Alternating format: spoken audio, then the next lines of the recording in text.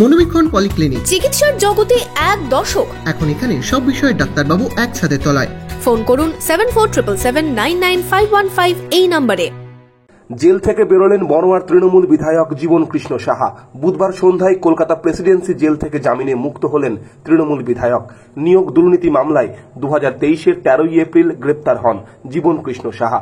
মঙ্গলবার জীবন সাহার জামিন মঞ্জুর করে সুপ্রিম কোর্ট। এই জীবন কৃষ্ণ সাহার নিয়োগ দুর্নীতিতে বাড়িতে জিজ্ঞাসাবাদের সময় পুকুরে মোবাইল ছুঁড়ে ফেলেছিলেন। পরে পুকুরে জল ছেঁচে সেই ফোন উদ্ধার করা হয়। জামিনের আবেদন করে সুপ্রিম কোর্টের দ্বারস্থ হয়েছিলেন তিনি।